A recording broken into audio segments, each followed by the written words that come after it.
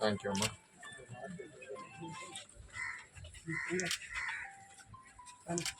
చెప్పండి మన గుర్తు మీరు చెప్పాలా?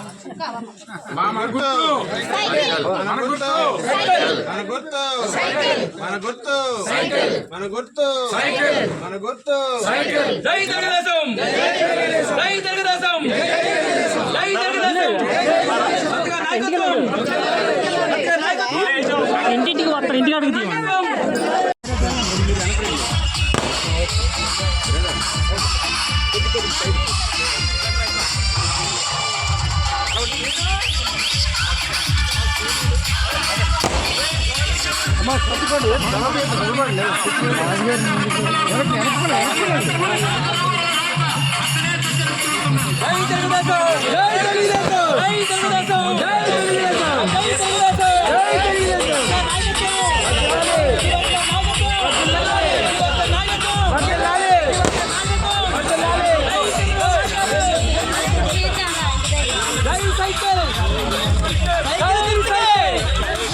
ఆచార్య పర్యంత వందే గురు పరంపర యో నిత్యమద్విదపదామోహనే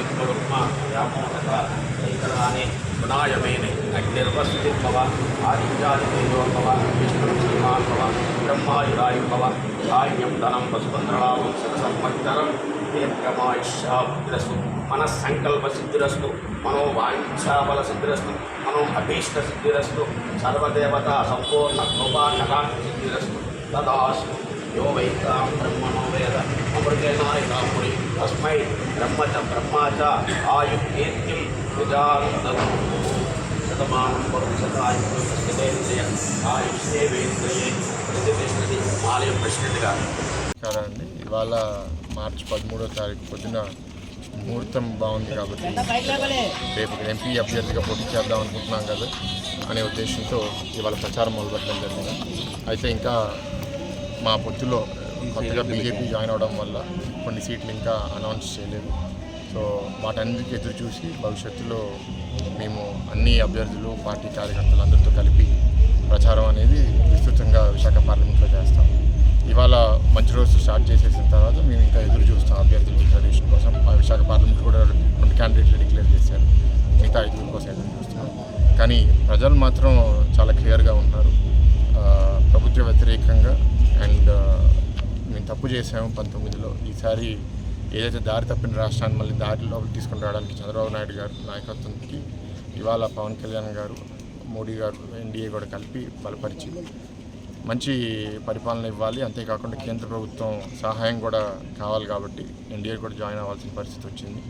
సో వాళ్ళ సహాయంతో అప్పుల పాలైన రాష్ట్రాన్ని మళ్ళీ అభివృద్ధి పథంలో నడిపే విధంగా చంద్రబాబు నాయుడు గారు, పవన్ కళ్యాణ్ గారు కృషి చేసి పనిచేస్తారు. సార్, పొత్తుల భాగంగా పార్టీకి ఏమైనా నష్టం జరిగే అవకాశాలు ఉన్నాయి?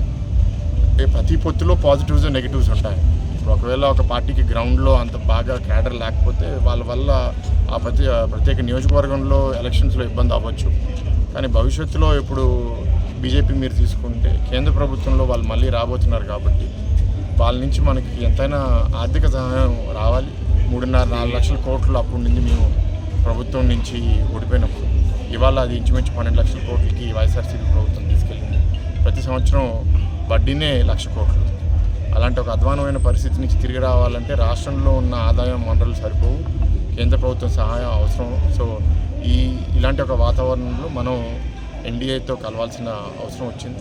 పవన్ కళ్యాణ్ గారు కూడా గతంలో ఎన్డీఏ కూడా ఉండడం వల్ల ఆయన కూడా త్యాగాలు కూడా చేసి ఎక్కడ తగ్గాలి, రాష్ట్రం కోసం కొన్ని సాక్రిఫైసెస్ చేయాలనేది ఆయన్ని చాలా మేము అప్రిషియేట్ చేయాలి. పవన్ కళ్యాణ్ గారిని ఈ అలయన్స్ని ముగ్గురిని కలిపి తీసుకురావడానికి ఆయన్ని మన రాష్ట్రంలో అందరూ గుర్తుంచుకోవాల్సింది ఏంటి అంటే, ఎప్పుడైనా సరే పెద్ద నాయకులు ముందడుగు వేద్దాం అనుకుంటారు కానీ ఒక వెనకడుగు వేసుకి ఒక 3 సీట్లు అసెంబ్లీలో ఒక పార్లమెంట్ సీట్ వదులుకోవాలనేది చిన్నగా తీసుకునే విషయం కాదు. అనౌన్స్ అయిన తర్వాత కూడా సో ఆయన గుణం అనేది చాలా గొప్పది. రాష్ట్రం కోసం ఆయన ఏదైనా సాక్రిఫైస్ చేయడానికి సిద్ధంగా ఉన్నారు.